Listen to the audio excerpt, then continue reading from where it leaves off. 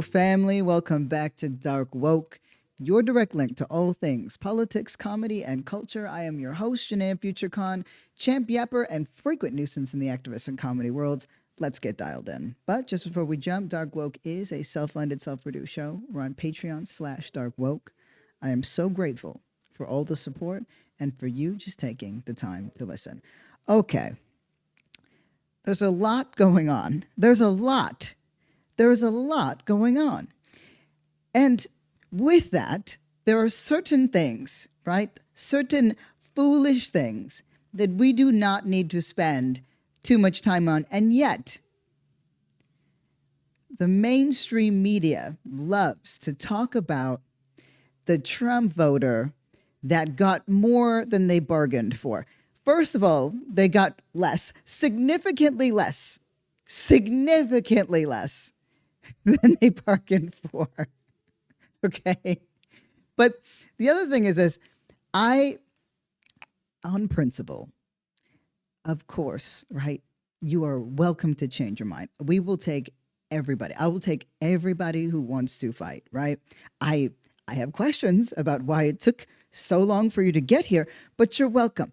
But the way that I feel, right? So I read one headline today and it said, the rise of the regretful Trump voter. And the way that I feel about these regretful Trump voters is kind of like this, right? Do you remember dodgeball? Right? And you got into that awkward moment when you were one of the team captains or you got selected on one of the teams where there was just a couple of scragglers left behind. They didn't want to be there. You didn't want them to be there, but somebody had to get picked. One and one until it was done, so that the game could happen. But you didn't want to pick these people. They were liabilities.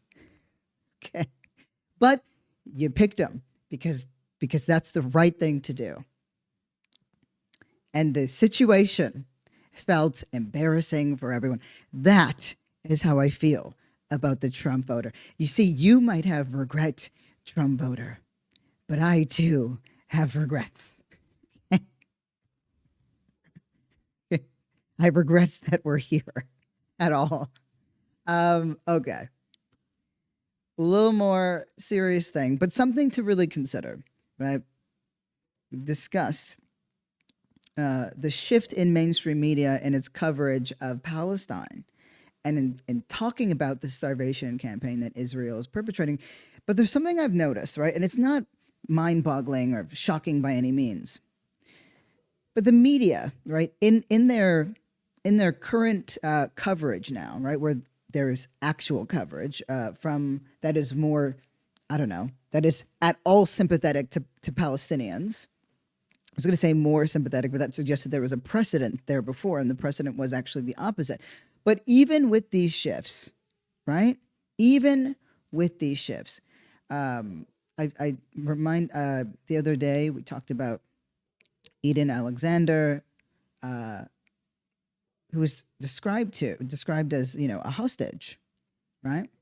He was a soldier captured at a military outpost, but he was described as a hostage. The actual term for Alexander, who was now released, right, and has been reunited with his family, is a prisoner of war. But there's only one population of people in Western media that's described as prisoners, even when they're captives, even when they're hostages, and that's Palestinians. Palestinians are described as prisoners, but the media calls Israeli captives, even when they are soldiers, hostages, right? Hostages. And it is unbelievable, the cognitive dissonance, when you think about the fact that the media is, on one hand, for the first time, describing Israel's starvation campaign against Palestine, Palestinians, and Gaza, specifically Gaza, and doesn't describe them as hostages themselves, right? When in fact that is it. That is how to aptly describe living in a situation, right, when you are on the receiving end of an ethnic cleansing campaign. So even with these shifts, there's something very disgusting and diabolical about the way that the coverage is happening. Anyway, I'm doing a little bit more research on, this sort of local prison economy that I referenced in yesterday's episode. So, and it's as timely as just about everything else, but it might end up being a more robust episode. So I'm going to leave that for now and keep building out that storyline. But remember that bill that we were talking about where they were going to gut Medicaid, and it was all about, doing right by billionaires, right? So this is the Trump administration's campaign, and they pushed this bill out, which obviously has a series of things attached to it. But ultimately, right, months ago, maybe months ago, I don't know. It's all just one horrible time and one never-ending timeline. But we talked about the fact that everything that the Trump administration was doing was for a tax break. Like, it was tax breaks for the billionaires, for corporations, for major corporations, for mega billionaires, mega millionaires. And the reason why they're gutting all of this federal infrastructure is in part to cover the spread for their tax breaks. That's it, right? That's the driving force behind what they're doing. The other side, of course, is to get as much money as they possibly can, to gut as much, to data mine as much. It is one major grift, one major cash grab. Well, finally, mainstream media is now reporting on that because of this bill that did exactly what we knew was going to happen. They're gutting Medicaid for about 13.8 million people, right? And who that impacts the most. And, I think I dislike gotchas because I take zero satisfaction in people suffering. It's hard for me to do that. But I do reserve pettiness for the people who cause the suffering. I reserve so much pettiness for them. I don't like them at all. So I gathered some of my favorite clips in a rather explosive C-SPAN coverage of the hearings and challenges on this particular bill. That scratched my itch a little bit, but that you, once again, it gives us an opportunity to identify who our champions are leading up to 2028. But there's a lot of ground to cover between then and now. Some people are going to emerge in a more shocking way, and shocking in a good way.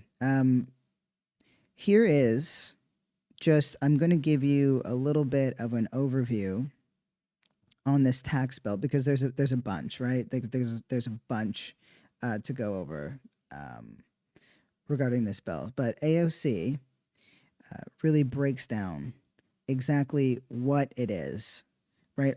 So there's corporations that get to bypass the line; they get to literally skip the line.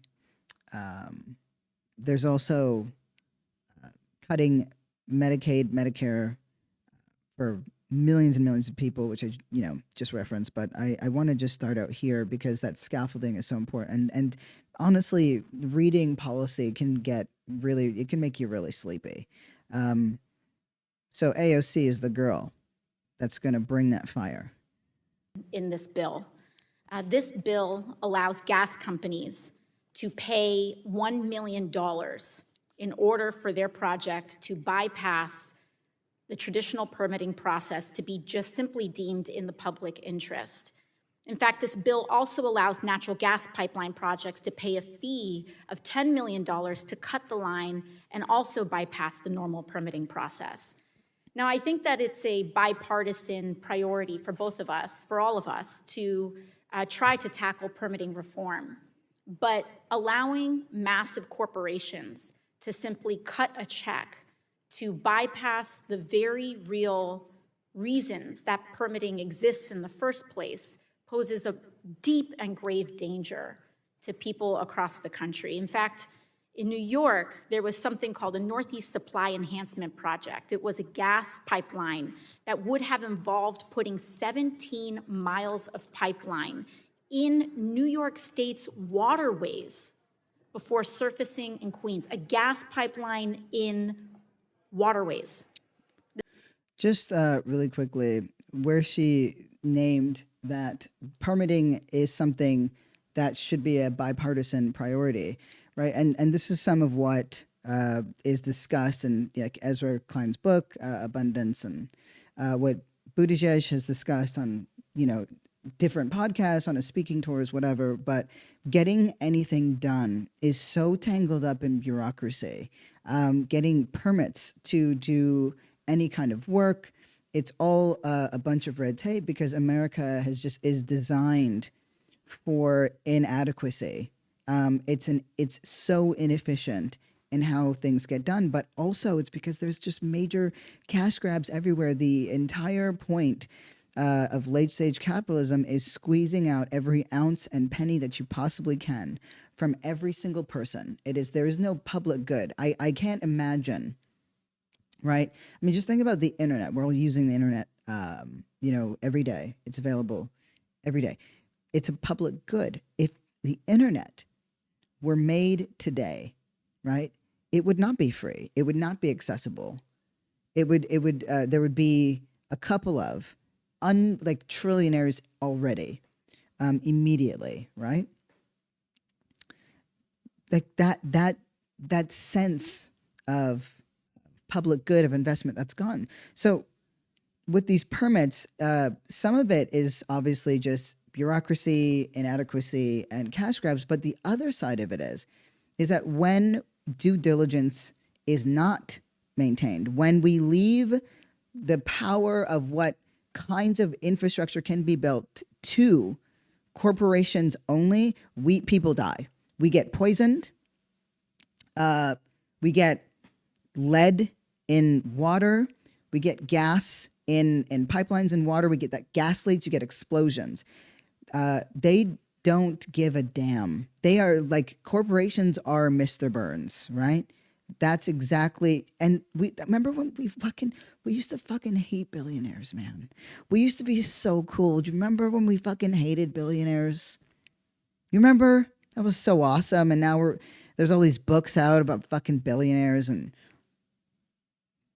stupid skincare routines or whatever the fuck, or Brian Johnson and how he shoots up estrogen, and injects his son's blood to be young. Like, what the fuck?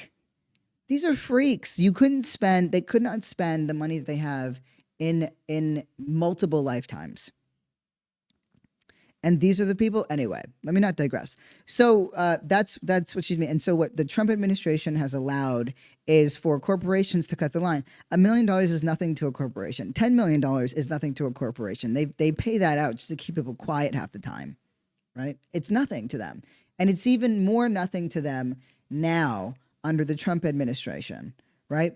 But with a $10 million incentive, $1 million incentive, they stand to make hundreds of millions, if not billions of dollars in these new, endeavors that they have. But we are the people that pay ultimately, even if it's not in cash, it's in our health.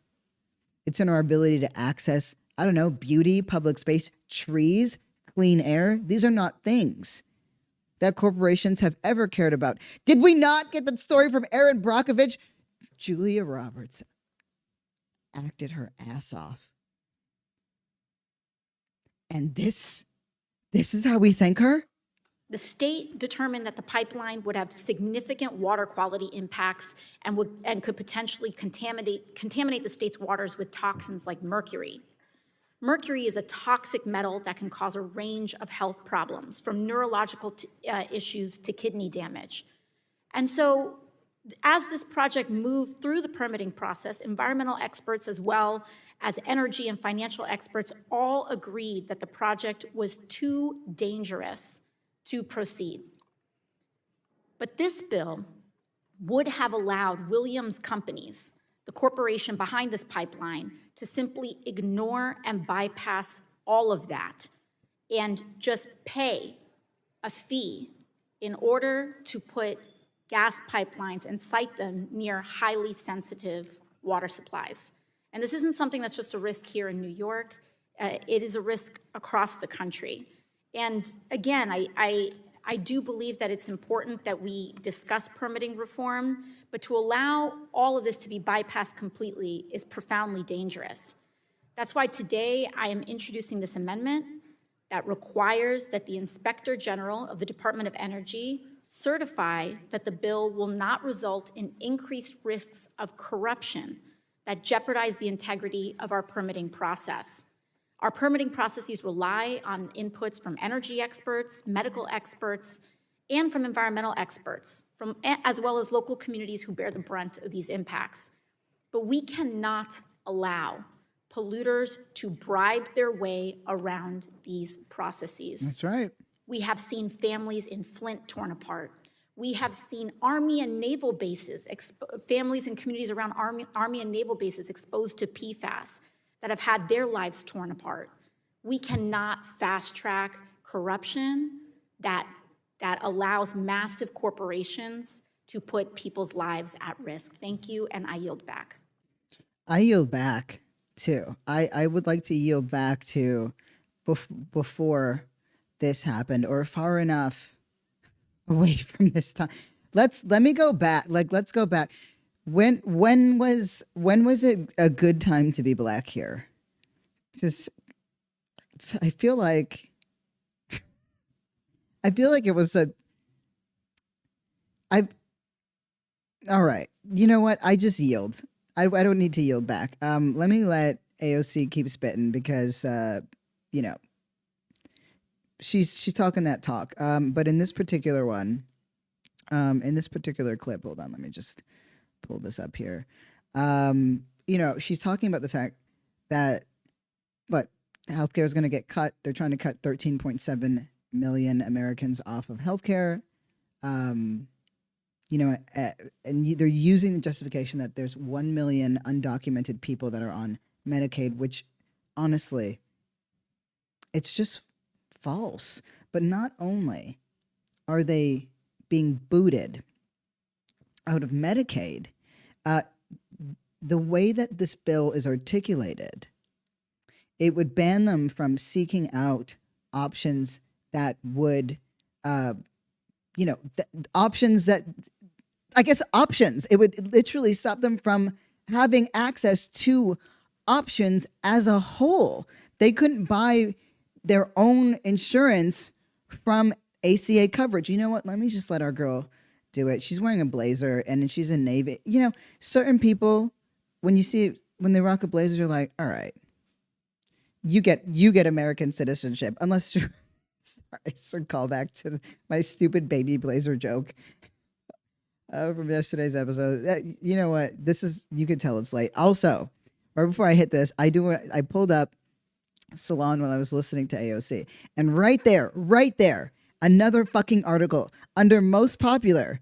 It says, the third one down, we should welcome mega remorse. I should know. It saved me. All right. Yeah. And I am. We will. But also, you should get a dodge. We should be able to have a massive dodgeball fight with mega reformers. And the balls should be red. And the balls should say, make America great again. And then we should take the dodgeballs and then we should whip them because you come out a little bit, your ego is more battered than your body is with a well-whipped dodgeball. And I think that we should be wearing very short shorts for, just for breathability, because it's going to be a long night. It's going to be a long day, probably a series of days. And I would like the action to be directed by, I want to say, give me the parasite guy. Give me him. right? And then we should just do it until every single one of them has been hit in the face with balls, with big red mega balls to the face. And then they can come. I feel like that's a fair rule. That is that's a fair trade, right? If you get hit with some sweaty, dirty red, some oversized, right? Mega balls. Ideally, they'd pick up some hair because of something with friction, something about the Magic School Bus. It's there, right? They pick up some hair. There's going to be some hair. And then you get sweaty, red, hairy balls, mega balls in your face over a series of days, and then you can come back. I would actually embrace you at that point.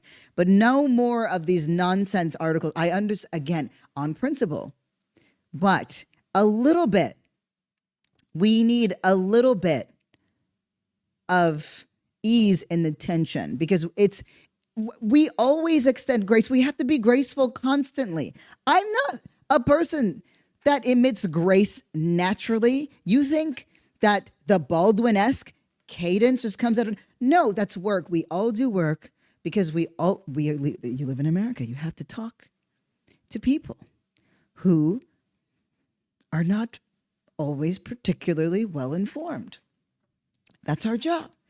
We deserve some kind of vindication and just this tiniest slice of vengeance, just the tiniest slice, because we're just past the 100-day mark.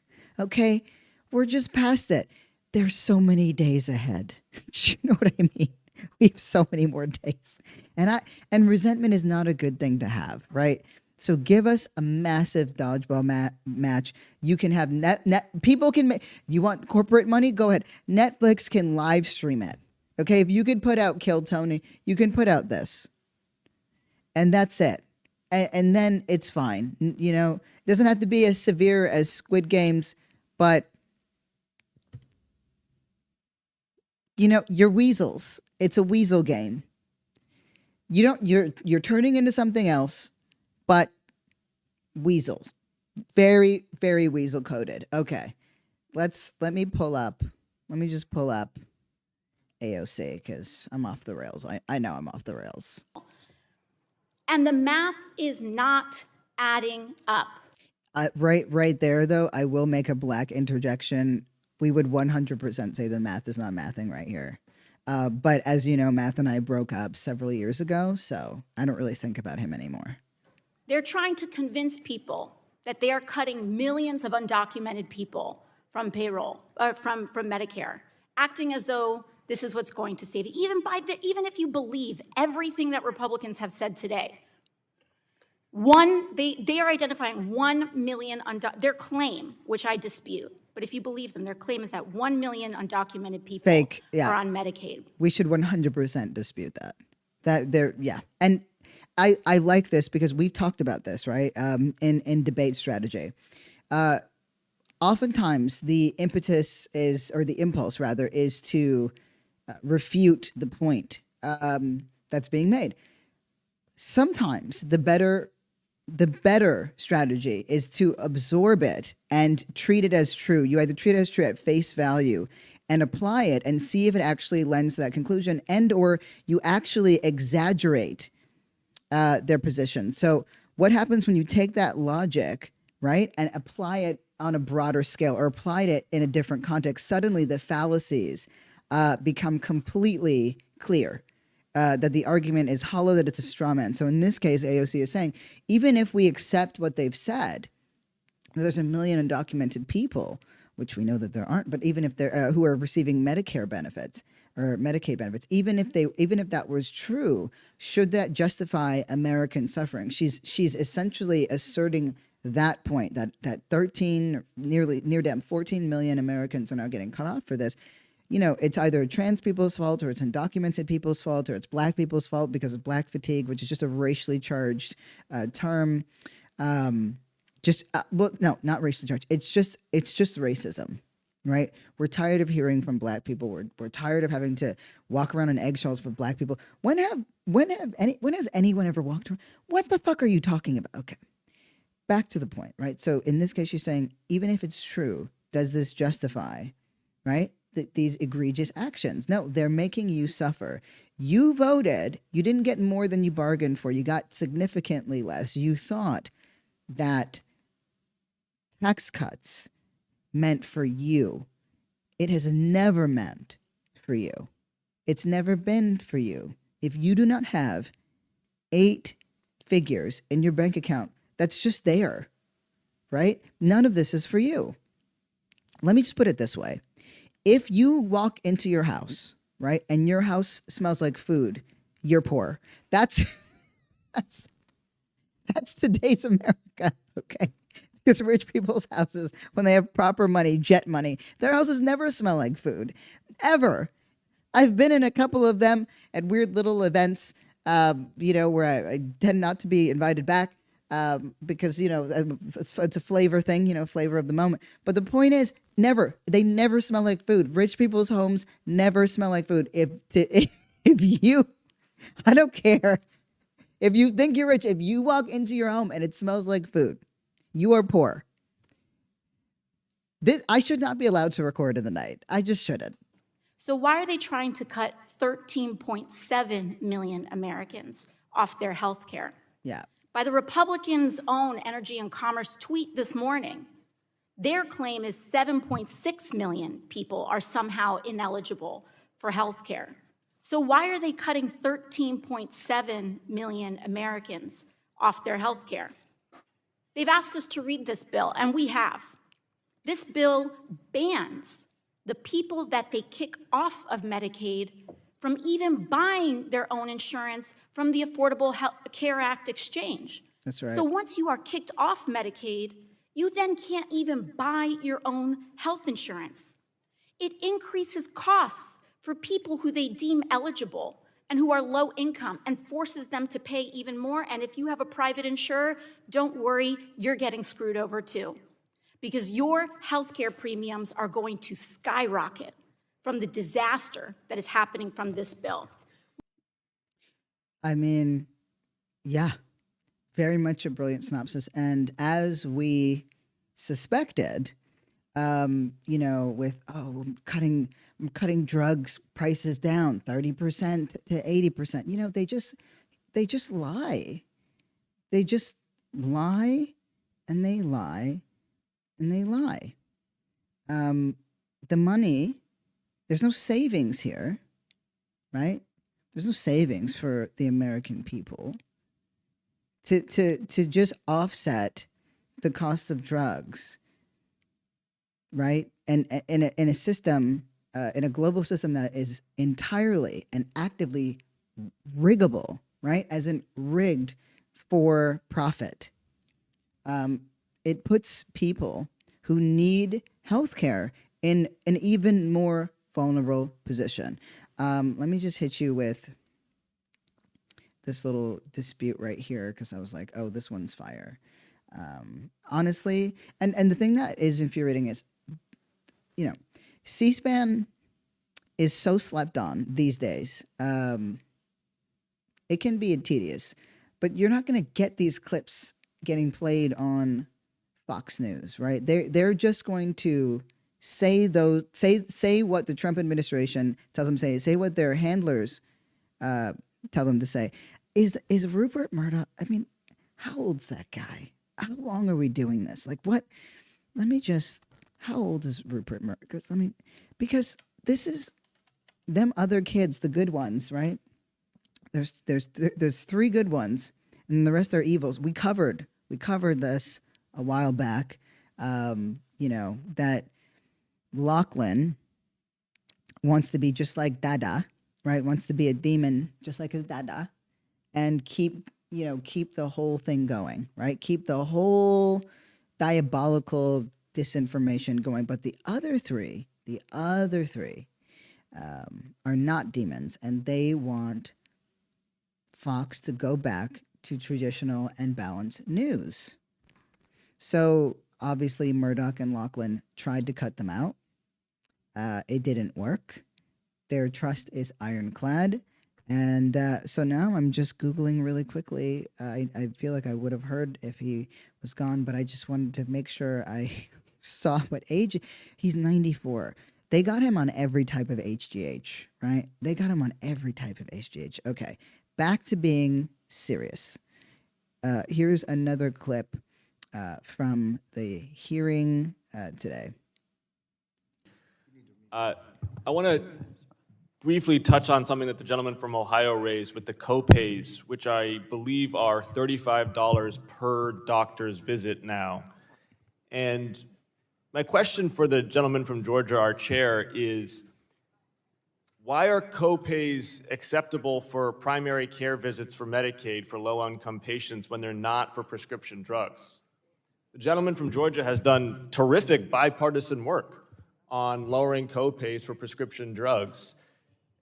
How does that, though, apply to this situation where you're claiming to be strengthening Medicaid and yet you're putting barriers to care for primary care, which we know to be just as preventative and helpful in avoiding downstream costs as prescription drug adherence is? So what's like the philosophical difference there? What we're doing is we're trying to mirror what is in current law. When you, as soon as he started speaking, you heard it. You're like, that is a lying, raggedy bitch. You heard it. You heard it immediately. For optional Hold on, I'm gonna pull that back because that was his pause. Like, I just need you to. That was the length of his pause. I'm gonna put it right back to when he just starts talking. Listen to the length of that pause. Difference there. What we're doing is we're trying to mirror what is in current law. 1, 2, 3, 4, 5, 6. For optional lying cost-sharing bitch policies in Medicaid. This is not something new. This is something that has been done in the past and something we're going to continue. This is part of the savings to make sure that we stabilize this program, that we sustain this program, that it's going to be there in the future for the most vulnerable in our society. But you're not putting those $35 back into Medicaid. Like Mr. Landsman said. The gentleman's time has expired. Look at that. You listen. There are demons afoot. There are demons afoot. Anime tried to warn us. Although, even the demons have redemption arcs in anime. It's brilliant. Big fan of shonen. Anyway, we gotta be serious. I gotta be serious here. So I like Horsford. By the way, shout out Ross Baraka, mayor out in was it Jersey? Yeah, what a gangster. Anyway, sorry, back, let's get focused here. Let me just Horsford from Nevada. Gosh, why am I having so much trouble remembering places? I think it's because it's so late. But I'm not impressed with myself right now. I am not impressed with myself right now. But yes, it is Nevada, and I don't know why. I needed to Google that because I know that because we had a whole conversation about why. Anyway, back to the debate on Trump's tax cut proposal. And just remember that this is everything that we're hearing in this hearing is what we talked about months and months and months ago, but that they're finally putting it into action. And because their tax break bill expires this year. So much of what is happening is that they're gunning for it. And it is shocking to me and disturbing to me that this has not been discussed so clearly across mainstream media from the very beginning. This should have been a recurring theme until it's drilled into our brains, until we understand fully that this entire thing is a racket and a scam. But they don't do things in a way that is linear. They don't report in a way that is linear. And they also don't lead reporting. I remember a time when journalism was leading reporting, and that was helping to dictate what we saw in the news. But no, it's not. It's about what's going to boost ratings, which is why when Donald Trump ran for office back in 2016, right? before his 2016, for his inauguration, and before he won. So leading up to that point, the coverage of him, I mean, he boosted their numbers, and they haven't really moved on from that. But rather than work towards the public good, and so that we have a very clear path and understanding to what and why and when and how, they're debating with Republicans. It's whatever, we are where we're at. I really don't like that whole "it is what it is" thing. It's more that with the rise of independent media, and the cult of personality, across online things, it's going to be good to see independent journalism and independent lefty media platforms converge on some level. It's inevitable, and it's good. It will be good when it happens. It's kind of like why the manosphere and the right echo chamber is in fact an echo chamber. It's because over time, these very independent and far spread apart, platforms eventually started to coalesce and come together and then collaborate and build off of each other, et cetera. Although one thing that is missing terribly is cool people. So we gotta get some cool people in. But anyway, let's get back to this debate. Waiting on money to buy coal or oil for our furnace, not being able to go on field trips because my mom didn't have $5 for my bus fare, walking 3 miles, 6 miles. By the way, so relatable. And when you listen to this, like, these are not just things that people are saying. This is somebody's real life experience, hardship is too part of the American experience, for most Americans, for most people in this country. Round trip, so I could get $10 so that I could take the ACT. And my cousin, Mr. Blake Moore over there, I do believe in your sincerity and you stuttered when you stopped and talked about helping middle-class families. But I think the thrust of Ms. Delbenny's amendment is about the 17 million children like me. I was smart. The person who's speaking right now, Horsford comes on later, but this is Rep Gwen Moore, and I love the reps. They are fucking gangster for the most part, and they don't have as much power in Congress as senators do, obviously, and their terms are significantly shorter, but they are the ones. She's from Wisconsin, Democrat, Wisconsin, 4th District, Milwaukee, right? These folks are the ones that absolutely get it. They absolutely know what the what is. Intelligent. But I went to school every day and ate the crumbs and the garbage off of kids' plates until I got brave enough one day to just stand in line and demand. I also want to just add that in listening to Moore's story right now, remember that there is a fairly large subset of people who identify as lefties who look at every single Democrat and say, you are corrupt, right? These people are rich and they have so much power. They have power and they're part of the power structure. Could you please just read some fucking books? Just read something sometimes, once in a while. Something to eat. And let me, and what's up with this?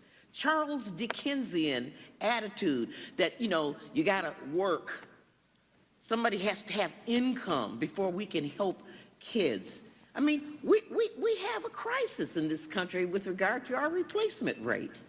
We want to pay some women, to have children, and we won't feed the ones that we have. Do you know this right here, right? We have been, studying and thinking through rhetoric, whatever, and I came across a video. I can't remember the nun, but it was a nun. It was from back in the day, and she said, you're not pro-life, right? You're not pro-life if you fight abortion. You're pro-birth.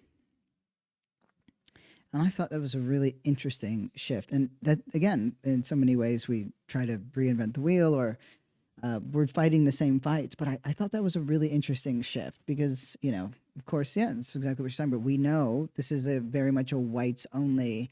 America is becoming very blatantly, openly mask off. This is a whites only country. And I take no satisfaction in saying that. I have zero desire to, oh, gotcha. See, gotcha, pointing the finger at you because many people in America right now would openly be like, yeah, hell yeah, that's fucking awesome. And we can't keep playing into the hands of this. Like, whoever was singing, there was these fucking, one Proud Boy from Missouri and with his girlfriend who's also a little fucking Barbie Nazi. They're sitting in the car, they're driving a car, and they're, singing Ye's Hail Hitler fucking song, that's been banned across streaming platforms, whatever. And I guess, people saw them online, doxed them, and now they've got a GoFundMe up. But, at this point, people don't even have to dox them. They really don't.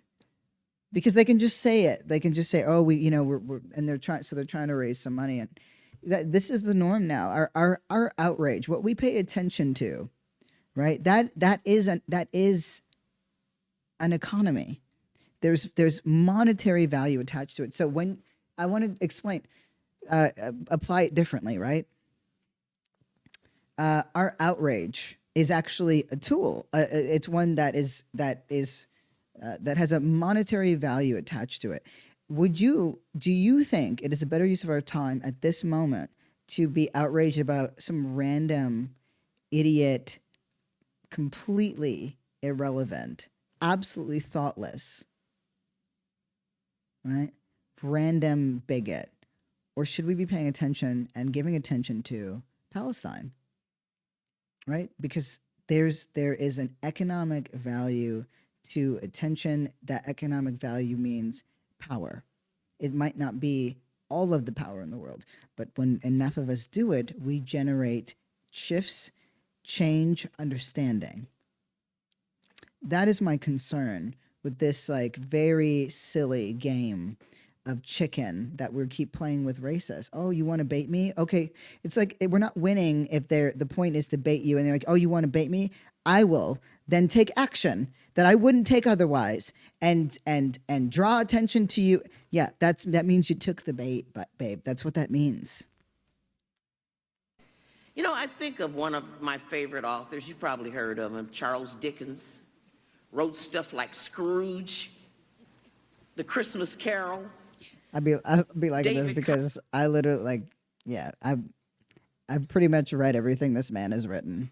Copperfield, Oliver Twist, all of this coming out of his trauma, growing up, having to go to work. A child, Charles Dickens, having to go to work because his father was in debtor prison. And God doesn't distribute intelligence based on people's income. Some of our smartest kids may be in the pool of those 17 million, and we're going to kill their brains because they can't eat. I think that, we have been pilloried and criticized for talking about unjustly enriching the wealthiest people. I heard someone over there talk about the high cost of expanding this child tax credit. It's worth every dime. This is an investment in our future, in our kids. Our president of the United States wants to pay women to have babies. That's how critical it is. We're throwing away our immigrant children. Yeah. You know what's so interesting? I learned something. First of all, my apologies. I played the wrong clip, but it's the right clip. Do you know what I mean? It's the right clip. But I didn't even make that connection, right? You want to pay white women to have children while we throw away any brown babies, black babies, Muslim babies.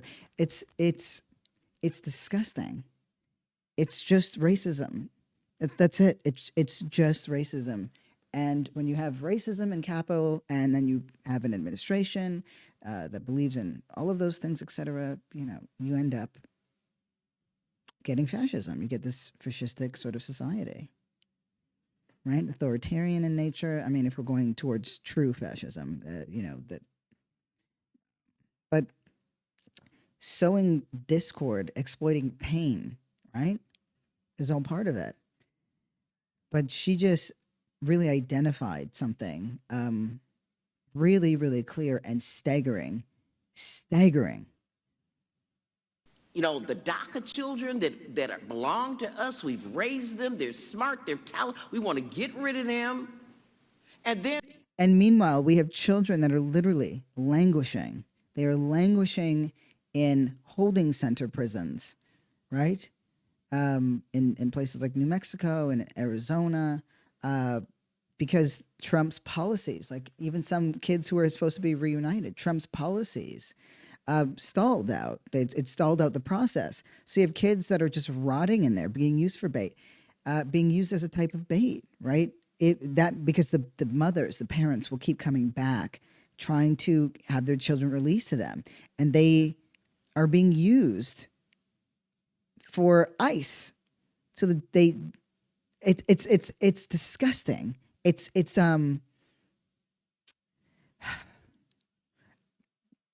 sometimes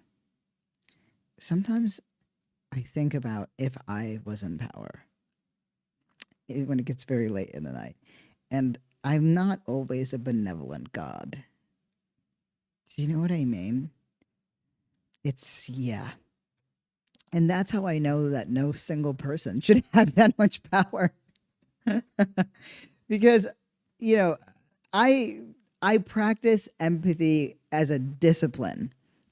As a discipline. And I know for a fact that I would do some things to some people that would maybe not make me so different from them. That is why we have something like checks and balances. But everybody has been saying that there are gaps in protections. Black women have been saying it for ages. Women have been saying it for ages. Muslim women, trans people have been saying it for every person, and Native people have been saying it since the dawn of time. Like, your whole system's whack. What do you mean you have homeless people? Why would you do that? Why would you do that? And every day, right, while Trump guts Medicaid, and of course we all know who is going to be profoundly impacted by this, many of Trump's supporters. And every day, as much as these little articles keep popping up, what I see more of, and not because I like the way that I look at things, it's not because the algorithms in this case, it's because there's just more of that content out there. I just see mega people constantly say, yes, I believe in the Constitution, but fuck those people. Fuck them. They're criminals. They don't deserve anything. They're disgusting. They're rapists. They're this and they're that. Zero logic, zero sense, zero heart. And it's incredibly disturbing. Because I'm like, yeah, your rage is so misplaced, and you are so easily exploitable by your own heroes. And, well, your heroes are absolutely going to be a reflection of you. And we just want to starve the rest of them. We don't have any throwaway kids. We don't have any extra kids in this country. Every single child in this country is precious. And I'm telling you, the United States is way behind other OECD countries in terms of realizing that the best investment you can make is in your kids, not in some daggone bridge or some factory where we can hope to start making socks and T-shirts again. They're in our children. I often hear white progressives say that, we were cooked when, you know, we stopped caring about school shootings. And, you know, it's one of those points that they absolutely are correct on. We're cooked. We stopped caring about school shootings. Again, my apologies. I pulled up the Moore clip when I meant to pull up the Horsford clip. Scrolled down too far. I hope you're actually enjoying this. I don't know if enjoying is the right word, but it's important for you to know, right? As because I know some of you, you know, there's all different. There's all these ways. There's an innumerable amount of ways to fight for things, to fight for what you believe in, right? It's not always marching in the streets, and sometimes it's just thinking. Sometimes it's a prayer. Sometimes it's actively choosing to take a moment and say, I know that this is happening in the world. I know that this is happening to these people. You know, it's reading about what's going on. It's saying something about it, right? It's having fights with people around you. You know, there's so many ways that you are out there fighting for what you believe to be true, right? And there's no single way of doing it, but I want you to know, even though it's not enough, but there are people out there that are fighting for you too. And I hope that you know that that's true. And I hope that when you hear these things, you know that there are people in places where our lives wouldn't necessarily intersect. I'm not like, wow, I got to meet all the reps in the Democratic Party. I'm probably not going to meet none of them. But that doesn't mean that they're not fighting for you. You know, it means something to know that, and to know that there are people out there that share your values that you wouldn't necessarily think would, right? I mean, although, like, you know, black ladies are rarely missed. Like, we do get the occasional Candace, but even then, right? Do you know how exceptional you have to be that stupid and talk that much? It's impressive. She talks so well, you could almost forget that she's dumb. But try to get her to pronounce napalm. Then you'll know. Then you're reminded that she's reading everything off a teleprompter, right? But it's rough out here. Back to this Horsford clip from Nevada, where he's speaking specifically to you know, the attacks against healthcare. Let's pull this up right quick. He's very handsome. My amendment prevents millions of working Americans from losing their health care coverage. Also, this is very random. You'll notice something. Because I realized I wasn't like, oh, she's so beautiful. I don't, I sexualize men constantly. I would absolutely sexually harass men. If anything that I ever said could ever be interpreted as sexually charged energy between myself and men, it doesn't exist. But I sexualize them constantly because it's fun and it has zero implications. But I actively do not do that when it comes to women, and that is why you never hear me say that she's, because I think women are beautiful, point blank, period. But yeah, if a man's, I'm going to say he's ugly. And if their spirits are ugly, oh, I go in. You're going to hear me go in, you know, but I'm going to try to go in non-traditional ways. And when I slip up, I know that you'll catch me. Y'all niggas catch me, actually. Sometimes too quick. You shoot from the hip sometimes. You're fast, and I appreciate it. But I love that we're all so quick now. That when I gave a little attitude back to the people who tried to come after me telling me the Pope wasn't woke, and I was like, have you heard of the internet? Right? Because you somehow ended up here, but you don't seem to know what it does or what humor is. And I loved how much y'all loved that shit. It was so dark woke. It was so dark woke. Bless you. And will keep healthcare costs from skyrocketing by permanently extending the advance premium tax credit. Just really quickly, there's a sign right behind Harsford, and it says, Republicans screw America budget. Republicans screw America budget kills healthcare, right? Wait. Okay. See, I caught myself. Because I was about to ask, because the little comedy thing, right? I got to catch myself because my little comedy hat will slip on. I was about to did an immigrant write that?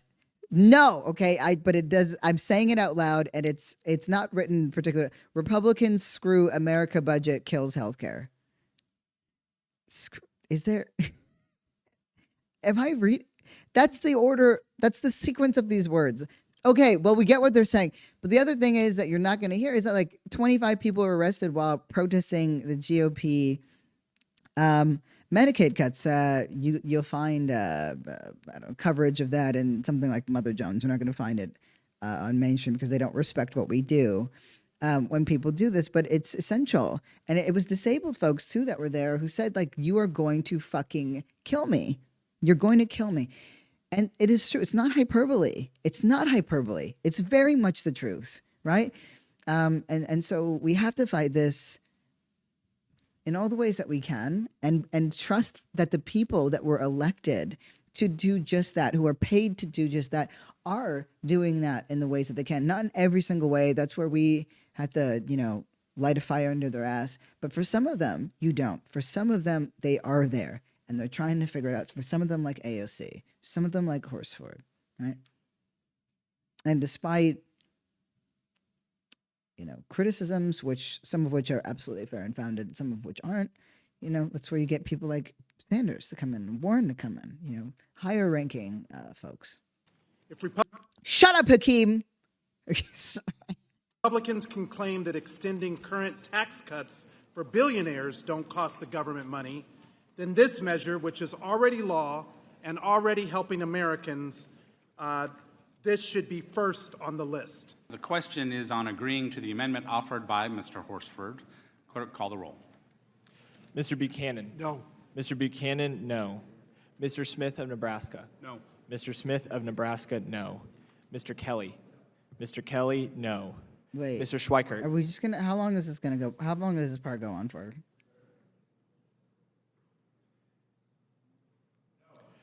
Mr. Schweikert, no.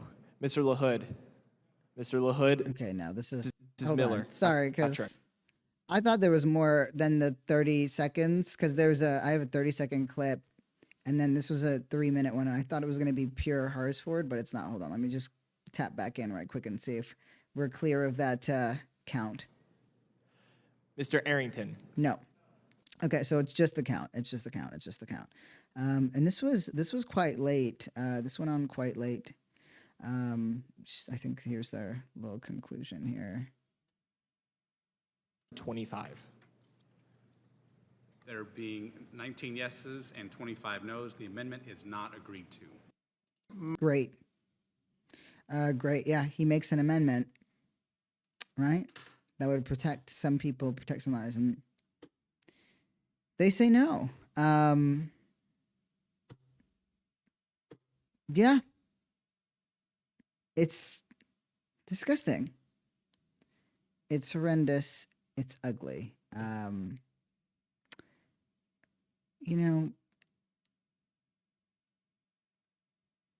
People are fighting. In this, they took on in this hearing. It was incredibly expansive. Tariffs were actively fought against. Cutting Medicaid and Medicare, the tax cuts for billionaires, obviously allowing corporations to cut the line. There was so much that was covered. It was so unbelievably dense. Buttigieg is running around talking. He made a joke today that I want to just pull up really quick. That was asking, where the fuck are the libertarians, right? This is obviously a massive overreach. They said all these things. But he's talking about policy and our confusion about the government's functionality. And I think sometimes we make a mistake on the left because we look at government, we say, yeah, government equals corruption, equals power, equals all these things. And I think that's true to an extent. But if you're building power, and that's the goal, and it must be, in order to actually live in our values, right? It's not about what you believe; it's about the results of what you believe. Then we have to start better understanding the ways that it functions, that is to the benefit of our communities, of our people, versus simply as the perpetrator of harm. which I think it has largely functioned as. Habeas corpus, this is some really basic foundational stuff about the rule of law, right? And that's what tells you this is not a normal Democrat-Republican fight. Matter of fact, when a senior White House official is seeking to end habeas corpus, I have a question from some people I know. Where the hell are the libertarians right now? This audience is so white and old. I'm like, I like old white people. I do. I just, you're getting a great game of Scrabble. You're getting great fucking stories. Not the weird ones, the cool ones. I just want to, like, there's they're showing this like slice of life, and it's just all these like this spread of older white people, and I just want to be right smack in the middle. You want to know why? Because half of them will also just want to talk to me and just be like, isn't he great? And I'll be like, he's so great. And then we'll immediately, and then they'll do the white people lip thing where they pull the very thin lips in, and I go, you know, warm inside. Buttigieg got his little sleeves rolled up, so you know he came to yap.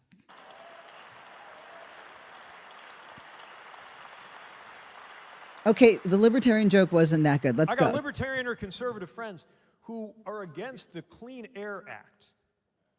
And they actually have, there's a philosophy to this. They don't say they hate clean air, but they are so opposed to the idea of government doing too much that even making sure we can breathe air is it's still too much.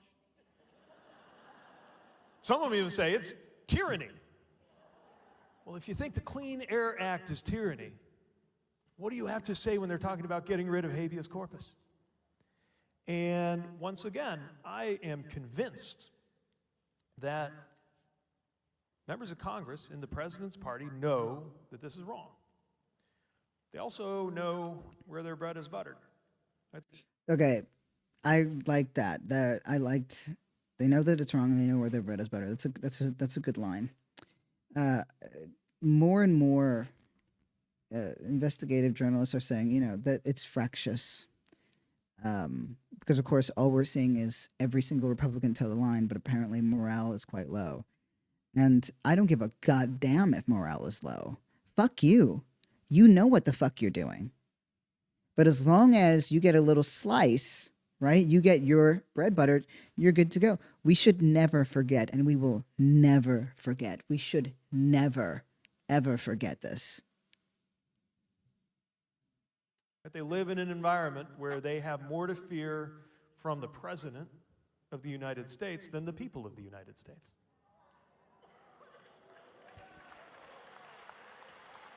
All right. I'm not. You could watch I wanted them to do be this more math excited by this in because their head. Buttigieg usually gets me going. I believe the most important thing is to change the math, to change the incentive, to make them more worried about how they're going to face their own constituents. Okay. They're not going to town halls. There are other ways to get their attention. Yeah, they stopped doing town halls because they're fucking terrified and their constituents were ripping them a new asshole.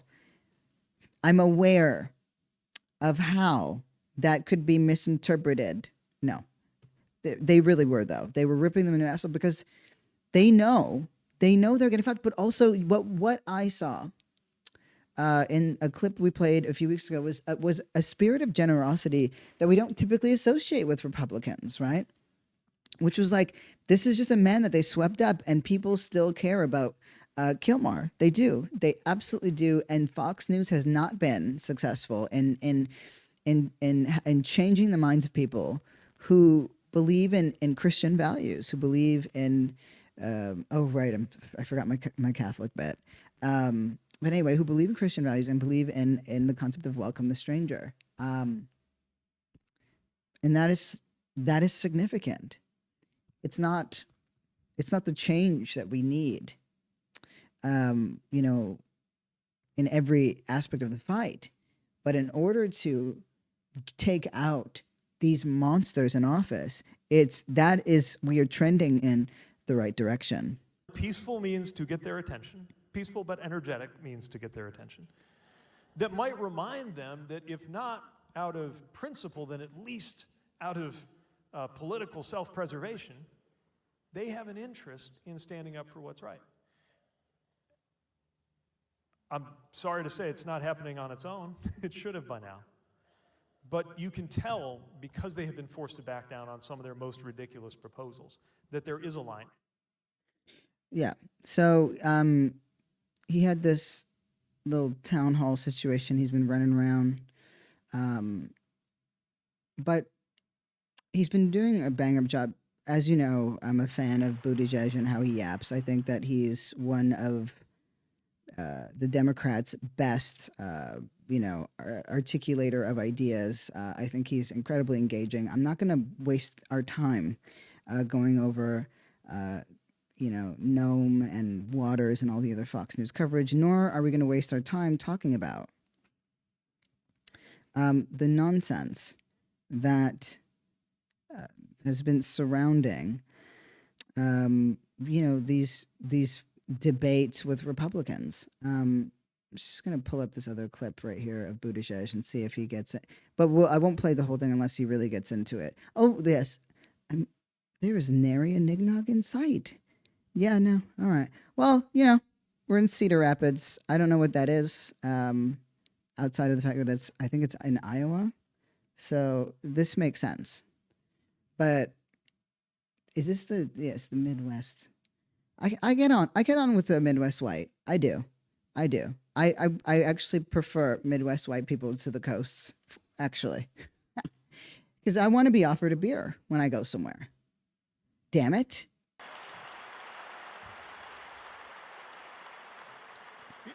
I guess the way I would think about it is that our most important rights and freedoms are safe if and only if they apply across the board. So just like freedom of speech isn't freedom of speech if it's only for speech we agree with, right? It's why, as Voltaire said, I detest what you have to say, but I will defend to the death your right to say it, right? It is precisely with disagreeable speech that we prove that we really mean it when we say. I want you to think about this in the context of pronouns. Right? I want you to think about this in the context of white supremacists, like who say things. I remember, and I referenced this before, but the left shitting on the ACLU for defending the free speech rights of white supremacists and bigots several years ago. That's their job. Because whatever that precedent is, it will always, always, always impact us far, far, far, far worse. And it should be protected. It should be defended. And we're seeing what happens when we allow a narrative to be hijacked simply because we don't find it compelling enough or interesting enough, or because we too have an intolerance, right? And I'm not suggesting I'm down with it. I don't give time to bigots. I don't care what they say. I don't give a fuck about what they have to say. I give a fuck about if they have power over me. If they can make what they believe my reality. That's when we should be concerned. And now we are seeing that. But we have an intolerance for things that we do not like. We have an intolerance for people. And it's a bit ridiculous, to be frank. It's a bit ridiculous. And we're incapable of building coalitions as a result. That's one of the things on the left that I believe must change. And I do believe it will. I'm going to stop our little Buttigieg clip here because he got to the place where I needed him to get to. And also, it's gotten a bit late. But this something's changing, something's shifting. I'm not sure exactly. It's going to be a long time. It's going to be a while before it sort of solidifies into something. But there's a shift. There's a shift that's happening, and it's because of you, and it's because of people like you, who believe that whether or not we can affect meaningful change, it is absolutely worth it to want it and to try anyway. Because that is a measure of you and your commitment and your integrity and your belief and your love and your care. That is purposeful. It takes a lot of strength not to give in to despair, and we all have our moments. We all have our moments. Sometimes we have our days, and sometimes we have our weeks. But as long as, right, we can keep returning back to this place, this touchstone of possibility, of this curiosity of turning the page, right? That when we don't show up, when we don't speak, when we stop caring, that people die. When we take ourselves out of the equation, because we might be fucking annoying as hell across the left, but we don't cause mass harm. We don't cause death or despair. We're just annoying. That's our major crime, and it's no crime at all. I mean, again, like in the court of me, yeah, it is though. Like only on the left though. Like only on the left. I just feel like my punishment for lefties for being annoying would be like having to sit through 12 hours of something I can't stand, but like spoken word poetry, and where it's just in this exact same cadence. And I do feel like you're going to come out transformed. Like you will never want to go through that again. The workload on our side, back end of dark work has increased exponentially. I am adjusting to that. I really appreciate your sort of presence and your patience. Things are ramping up. I know it's not felt externally, but man, is it fucking on the back end. So I want to name that there is a kind of organizing thing that I can't really yap about tomorrow evening that may impact my ability to record. Not for dangerous reasons, just for time reasons. People's schedules are really hectic right now. Then I got to show up to some friend's event. But point is that I might not be able to record tomorrow, so I just wanted to name that. So but I'm a night guy, so you never know. But there's some work that desperately needs to get caught up on so that I can get on the more front end phase of this. But the team is very gradually, in tiny ways. Well, I guess I'm trying to move into a place where it's not just me. And we're getting there. So we're in this shit together, and I don't know who needs to know this and who needs the reminder, but I just want to say, don't ever let, this, your sense of worth or value be connected to. And I know it's hard to be completely removed, but who you are and what you are and what your worth is has nothing to do with what fucking job you do or how much money you have in your bank account. I've had a little bit of money here and there. I've had no fucking money. I'm still still a fucking weirdo that cares about a lot of stuff, and that's it. We're not the job that we have,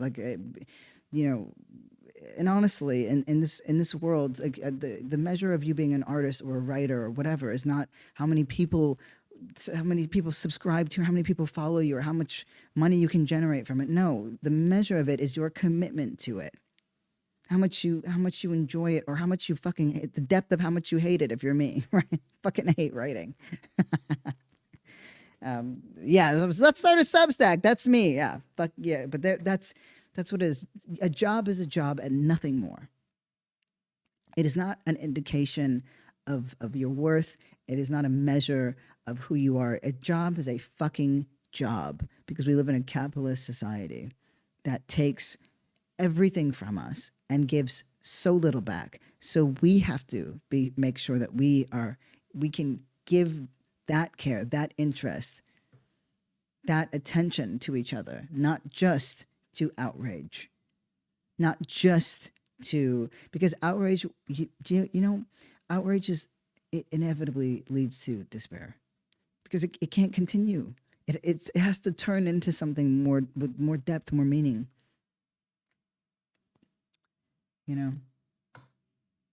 Anyway, sorry. Remember, it's the nighttime. You know how I get. Okay. Here we go. I just want to say Thank you so much for listening to Dark Woke. You know it means the world to me. This show really is a little weird labor of love. We got new episodes dropping all the time. You know the schedule is getting locked in. Don't forget, if you got something to say, I want to hear from you, hit me up at darkwokejfk@gmail.com. Just want to say shout out to you, the listeners that make it all possible. Love you!